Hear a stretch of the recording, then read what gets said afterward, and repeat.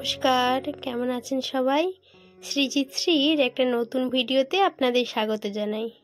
আজকে টক দইয়ের একটা রেসিপি নিয়ে এসেছি। আমি আগের একটা ভিডিওতে বলেছিলাম টক দইয়ের একটা রেসিপি আপনাদের করে দেখাবো, তো তার জন্যে আজকে এই রেসিপিটা নিয়ে চলে এসেছি।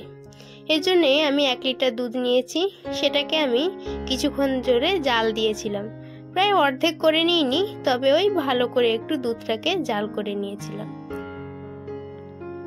এবার দইটা আমি বসাবো একটা ঘরে পাতা টক দই দিয়ে। এটা আমি আগের দিন রাত্রিবেলা বানিয়ে রেখেছিলাম। দেখুন দইটা ভালোভাবে জমে গেছে। এটা দিয়েই আমি আজকে দইটা বসাবো। আপনারা এইভাবে যে প্যাকেটে যে টক দইটা পাওয়া যায় সেটা দিয়েও দইটা বসাতে পারেন। আমি আজকে আমার বানানো দইটা দিয়ে টক দইটা বসাবো। দেখুন দইটা একটু আপনাদের কেটে দেখাচ্ছি, দইটা কত সুন্দরভাবে জমে গেছে। আমি আগের দিন রাত্রে বসিয়েছিলাম, সকালবেলা এরকমভাবে সুন্দর করে জমে গেছে।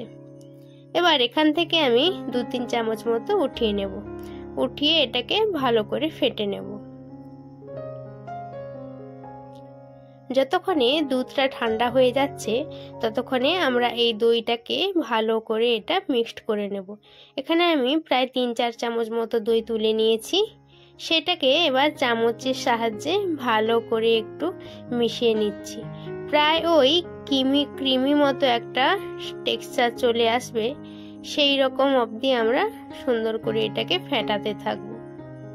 এই যে দলা পাকিয়ে আছে, এই দলা পাকানোগুলো থাকবে না, সেরকম পর্যায়ে আমরা এটাকে ফেটিয়ে নেব।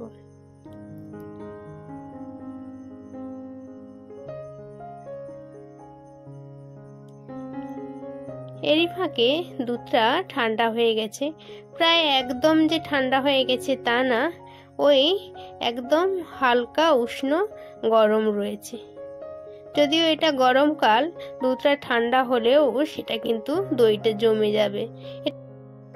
যদি আপনারা এটা শীতকালে বসান তাহলে অবশ্যই আপনারা দুধটাকে একটু গরম অবস্থাতেই, একদম সামান্য গরম অবস্থাতেই এই দইটা মেশাবেন।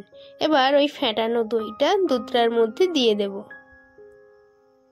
চেষ্টা করবেন লক্ষ্য রাখতে যে দুধটা খুব যেন বেশি গরম না থাকে।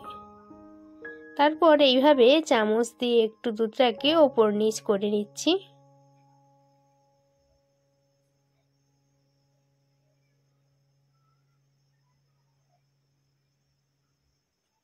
এবার আমি আজকে এটা একটা মাটির পাত্রে বসাবো, কিন্তু আপনারা যে কোনো পাত্রে এই টক দইটা বসাতে পারেন। আমি এখানে একটা মাটির ভাঁড় নিয়েছি, তার মধ্যে এবার দুধটাকে ঢেলে দেব।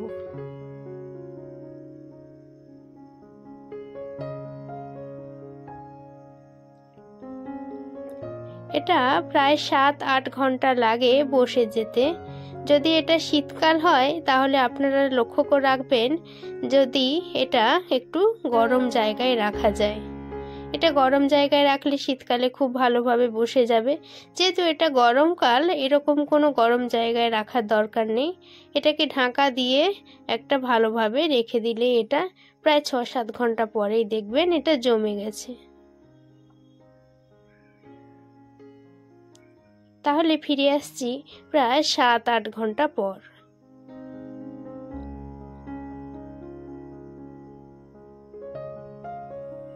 দেখুন এটা আমার 7-8 ঘন্টাতেই জমে গেছে।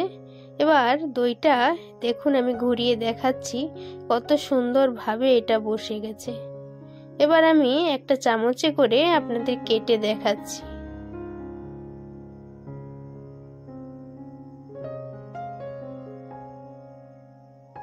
দেখুন দইটা কিন্তু ভালো করে বসে গেছে।